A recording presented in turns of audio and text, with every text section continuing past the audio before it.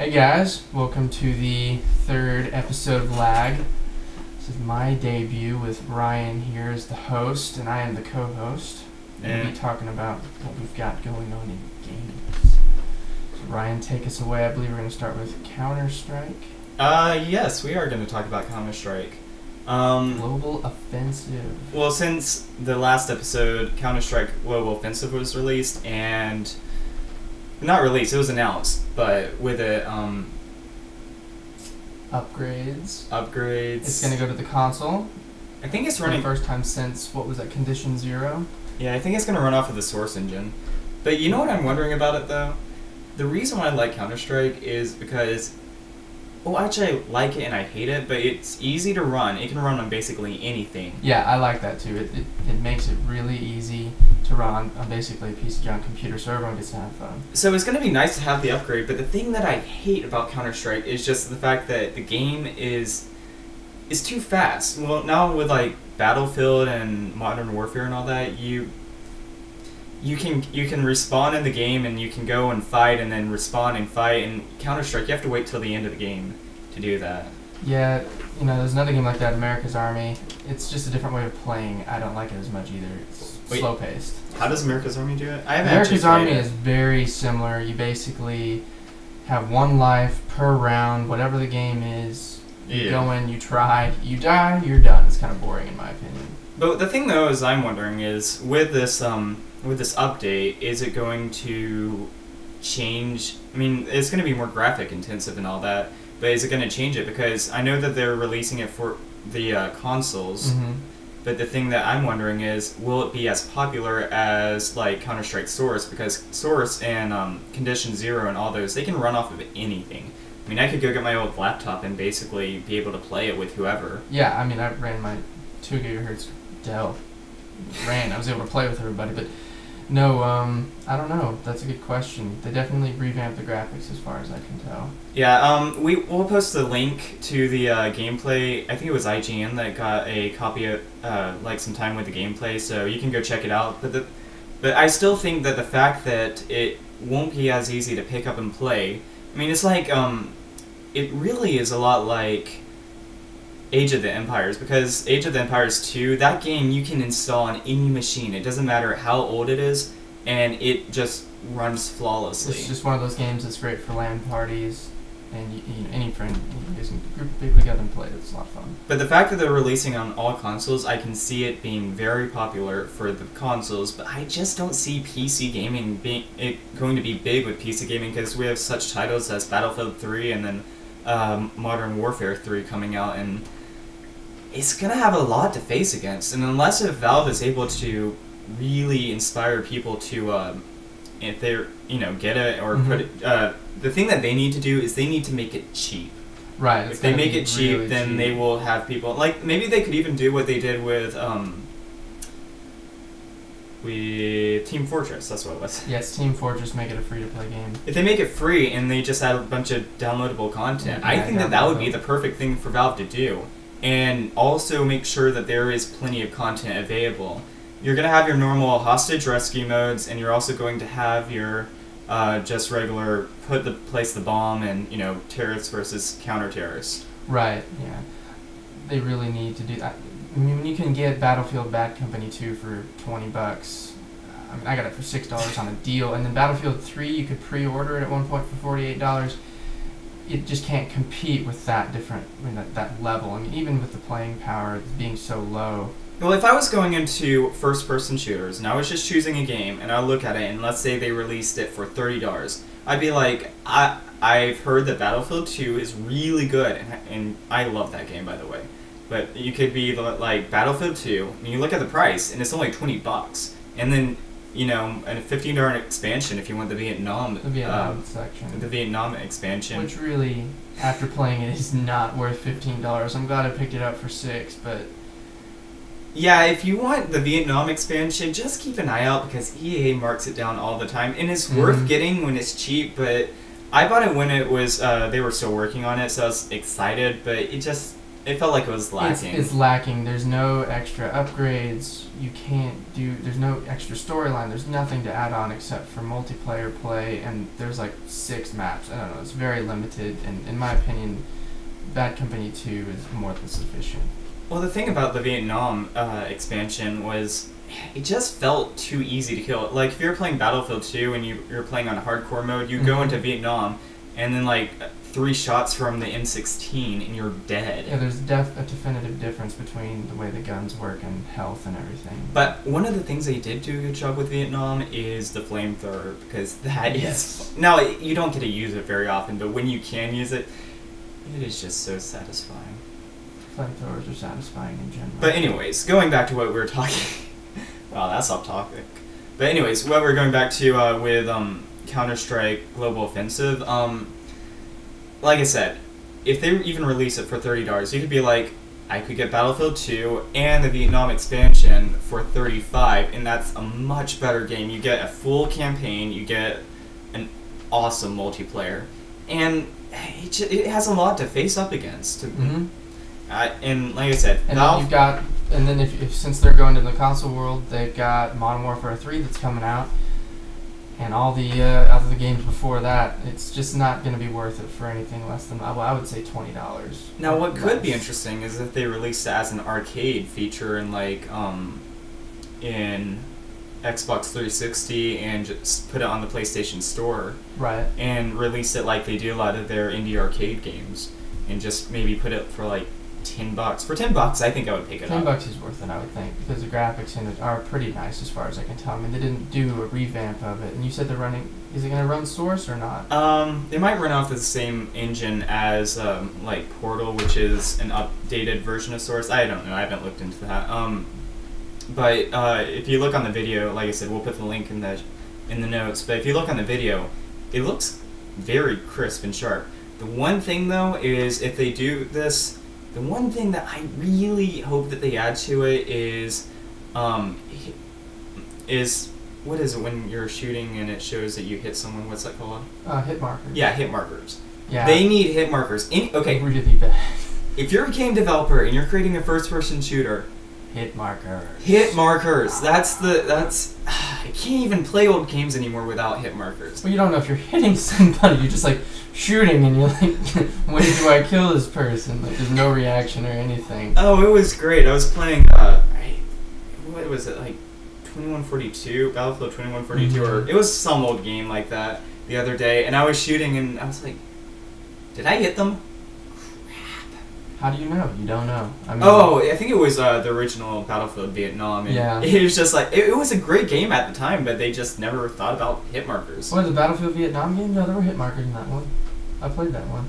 It might have been 1942. I don't know. It was one of the old those games. Every game shooters. Old, basically, there are. Anyways, you go back and play it, and especially if it's like on the console, and you're like, they fall over.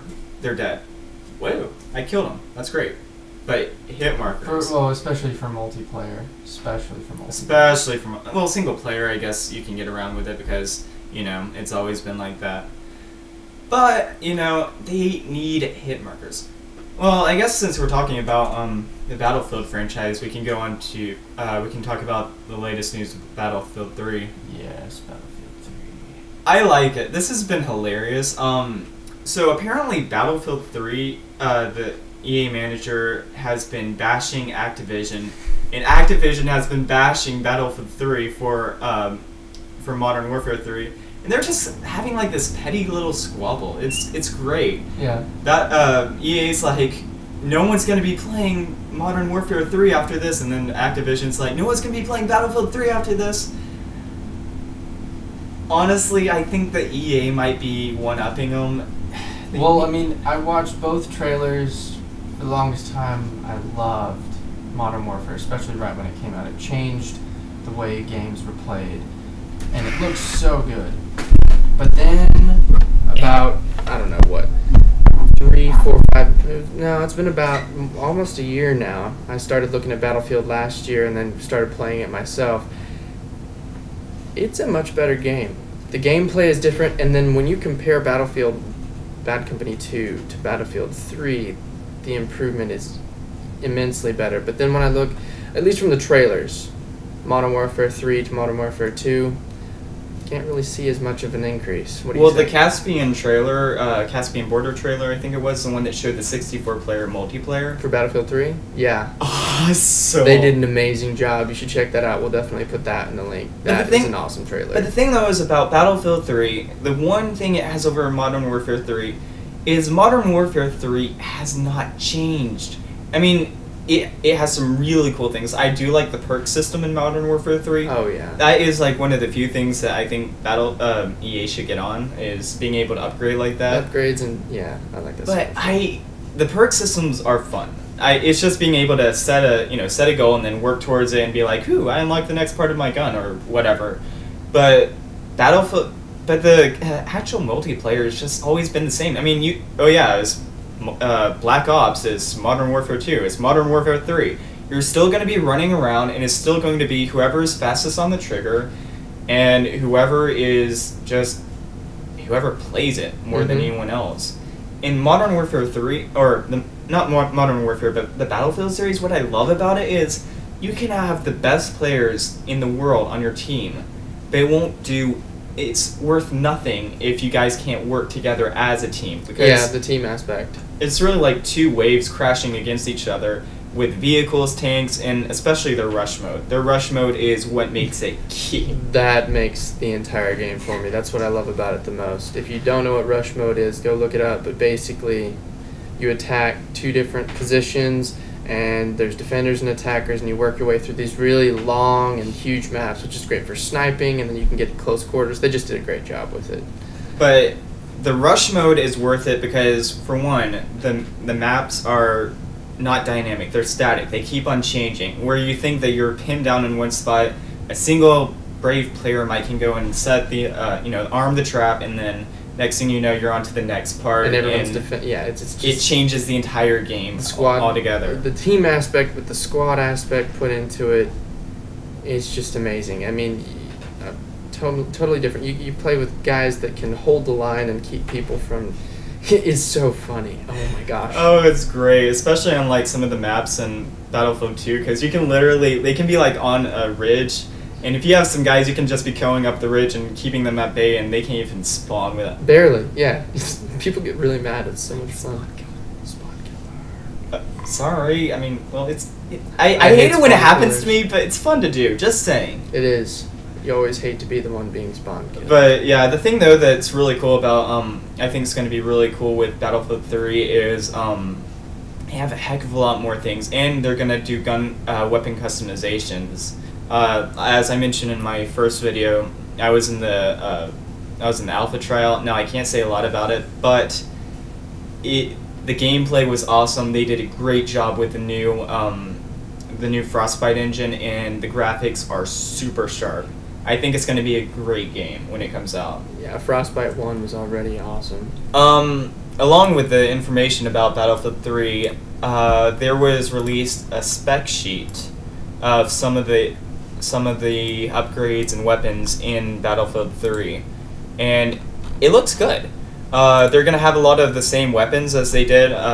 If you remember, like the Sega 20K from the shotgun and all that. Of course, you have like things like the M9, the G18. I don't know what the G18 is. Is that going to be a replacement for the G20? That's a good question. I don't know. Well, the thing though is they did say that all of the weapons, like the weapons that spawn cover all squads or whatever, they're not going to be able to have the red dot sight or the holographic 4x sight because people were abusing it in Battlefield 2, and I mean it makes sense because I would do it as well. I'd get like a recon class and just put a 4x scope on it and use it as a semi-sniper. So yeah, it's just to balance it out a little bit. Really, it depends though, because I use the M14 sometimes, and the M14 is one of my favorite weapons. It depends on how good you are with it, because I'm not able to use it as proficiently as some people, and so I die pretty quickly while using it. One of the nice things is they have the P90 in this one. Oh, they do? Yeah, Ooh. The P90, and of course they're going to have the UMP45. Right. I wonder if they're going to have that as like they did for Battlefield 2, which was the Special Forces. That's like the final unlock. You're going to have things like the PP200, the G3. Oh, yeah. But as far as I can tell, I mean, they're not taking any guns out. You know, that's something that Activision did with Modern Warfare. From 1 to 2, you lose a few weapons. I mean, I can't remember them specifically, but I think that they're actually adding more. Some of the cool things that I like, though, is they're adding a couple more. They're adding a couple more drones. Like you have the EOD bot for, what is that? Is it for disabling mines or? I know I don't really know. I saw it in the trailer, but it looked. You know, you can definitely drive it around. I assume that you can for certain recon with it, but it might be for disabling mines or blowing people up or shooting people. I don't know. I'm gonna grab you with my claw. Exactly. Oh my gosh, he's coming with a knife. You see this little robot come with a knife down. Oh, that's gonna make the game really interesting. Now that would be funny. You can just see this robot coming with a knife doing. It's like Robot Wars or whatever that TV show was. Robot Wars. And you have like a sniper rifle, and you're like, seriously, they're trying to kill me with this. Well, if they use some bulletproof armor on it, I mean, that would be pretty cool. You shoot it, it's like, we can't stop it. It's gonna kill us all. Well, one of the cool things though is they have they're doing some more. Like I said earlier, they're adding some more things for the guns. So you're going to be able to have things like the suppressor. Yes, the flash suppressor. Flash suppressor, and I actually think the flash suppressor. But the flash suppressor, yeah, really. It's difficult to say. Word salad. Use your words, Ryan. Yeah, I know. But the flash suppressor is going to be on downloadable content for those who pre-order it. But you're going to be able to get all of it a month later, though, right? Yeah, they're releasing Karkland and the pre-order weapons a month later, so everyone's going to get it, but it's, I mean... you're going to have to pay to download it, though, right? It's DLC that you have to pay for, or is it free? It's going to be free. They're releasing Karkland and the upgraded weapons pack for free, but they're releasing it first to the people who pre-ordered it first on Origin, or I guess for the consoles or whatever.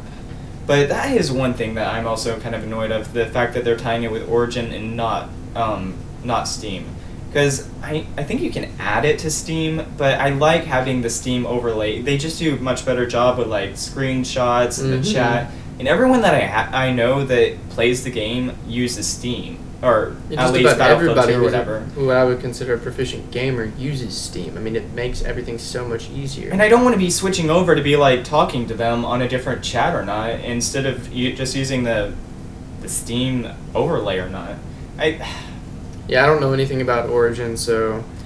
Well, I pre-ordered it on Origin, so... Why?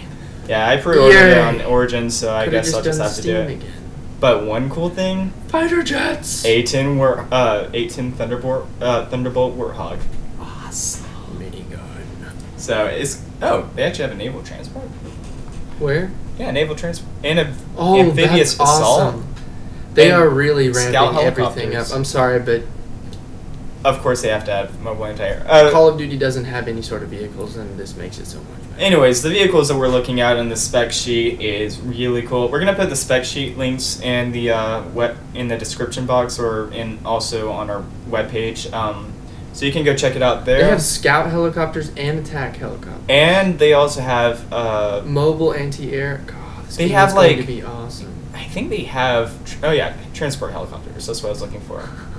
You can't beat this game. This is going to be all-out war with 64-player multiplayer. What is the Growler? Fast transport? It's probably some sort of Jeep, I would assume. I don't know. Okay, whatever. Well... On to Call of Duty Zombies. So we've kind of bashed Call of Duty, but we will go to go back to it for a second. They've released the Resurrection map set, which is like, I think it's 5 new zombie maps. Okay. Okay. Zombies is awesome, but Zombies isn't Activision though. Zombies is... It is... What's the name? We know who this is. We know who it is. Yeah. We know who it is. I hear it's Treyarch. Treyarch. Oh, I wanted to say that. I wanted to say, wow. It was like, I know who Treyarch is. It's Treyarch. They did a really good job with that. I'm not gonna lie. Zombies is awesome. Didn't Activision try once for Zombies, or has it always been Treyarch with Zombies? In Modern Warfare 2, there were no zombies. It was Modern Warfare World at War that had the first zombie. World at War was the one that had zombies, and then Black Ops had zombies, and those are both Treyarch games. Yeah, that's right, because Activision and Infinity Ward were set to do the Modern Warfare series, and Treyarch was doing all the other ones in between. Right. But the thing though is when World at War came out and the zombie section, or the zombie expansion came out, we were actually playing that. You showed that to me when you first got it, and it was just fun because it's a team strategy, and it's survival games are fun. They get boring after a while, but they're still fun because it's like you fell and you're like, how are we going to try next time? What strategies can we do? And there's just, you can mix it up a bunch. And apparently the new Resurrection maps have a ton of Easter eggs. So. Oh yeah, Easter eggs are fun. Well, apparently there's one that you can blow up the Earth. It's on the moon mission. Oh, dude. Yeah, they have one that's in the space and all that. And if you're watching this, you've probably already downloaded it. So sorry about this, but we figured it was worth the mention. And you know what? Killing zombies is something that everybody loves to do. Who doesn't like to kill zombies? You know what they need to do? Nazi zombies, of that, too. Nazi zombies. There's a funny video about Nazi zombies. I think it was College Humor that posted it. Yes, yeah. College Humor did. We'll put that in the link for your entertainment. Oh, that was so much fun. Well, Borderlands 2 is also coming out. Did you ever play Borderlands 1? No. It is unique because it's like playing a comic book. They do it very comic bookish. The look of it? Yeah, the look of it, but it's a first-person shooter, and it's very team-based if you have a lot of other people to do it, because you can have up to 4 people playing at the same time. But it's really fun. And I'm just curious on what they're going to do with Borderlands 2. I have to admit, I haven't beat Borderlands 1, but I've gone pretty far in it. And it's an entertainment because it's sort of a mix between RPG and first-person shooter, because you have, like, health bars, you have a ton of weapons. It's got a pretty good storyline, right? Yes, it does have a good storyline. Okay. And they have a lot of DLC for that game as well. In fact, if you're just going to buy the game, just buy the Game of the Year edition, get the rest of it, the DLC for free. It's worth it.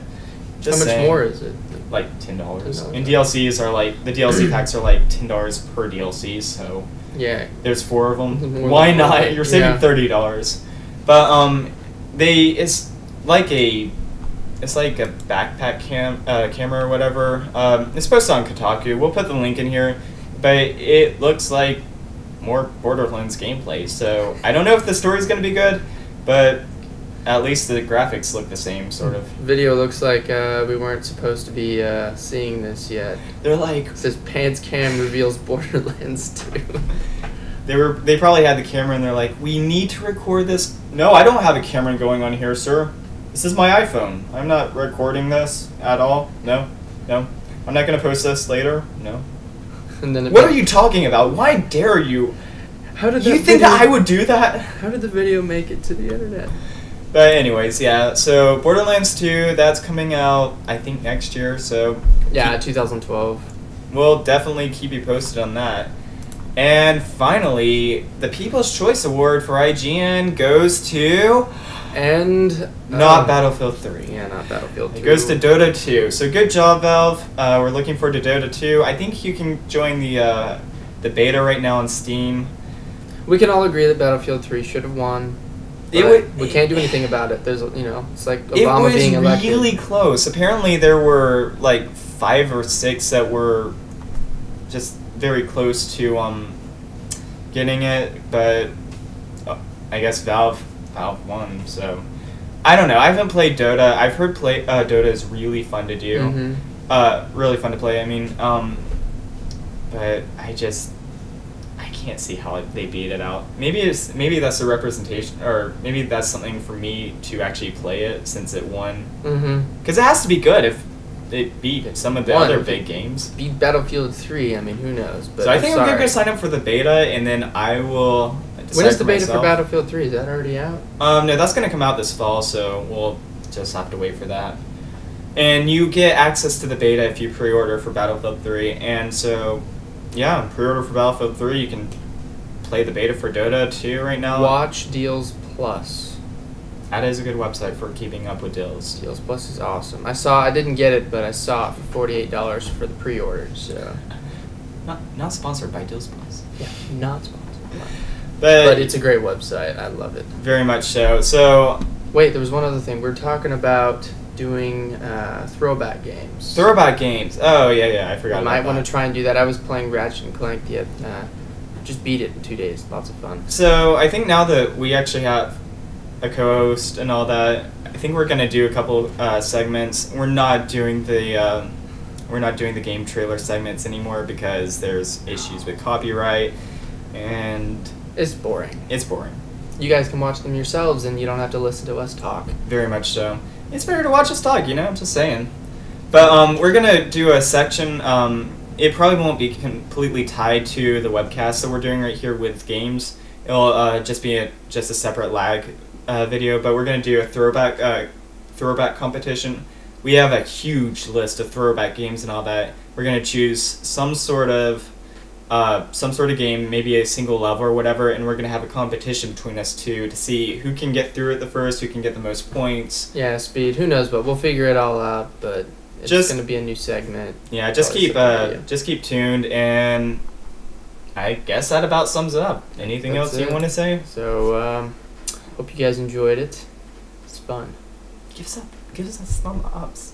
Like Okay. the video. Yeah, like the video. Subscribe. Subscribe, please. All right. Well, that about. All right, that's it. Okay. Goodbye. See you guys.